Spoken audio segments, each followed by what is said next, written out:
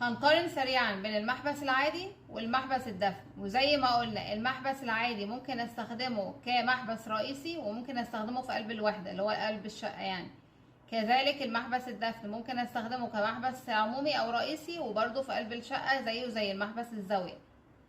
طيب، طبعا المحبس العادي كله بيكون ظاهر بره ليا، مفيش يعني انا كله ببقى شايفاه خارج الحائط. لكن محبس الدفن بيكون مدفون جوه الحيطه، ما عدا بس اللي هو الغطا بتاعه، سواء بقى شكله دايره سواء شكله مستطيل، المهم ان هو بيكون مدفون. بناء عليه ان المحبس العادي كشكل جمالي بيكون مش احسن حاجه، يعني شكله جمالي مش بيبقى حلو. المحبس الدفن بيكون كشكل جمالي انيق، عشان كده بلجأ له، خصوصا يعني في المطابخ والحمامات الحديثة وكده يعني.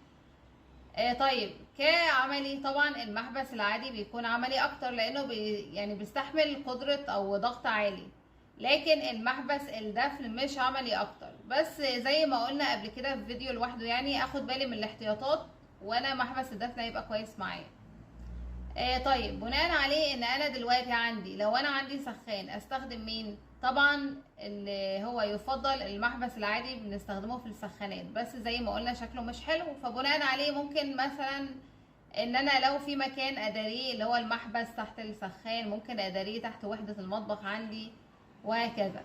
او استخدم محبس الدفن، بس قلنا نبقى سايبين مكان صيانة مناسب وسهل، علشان لو انا دلوقتي محتاجة ان انا اصاين، لان طبعا السخان بيبقى محتاج قدرة تشغيل اعلى وعايز صيانة كل شوية.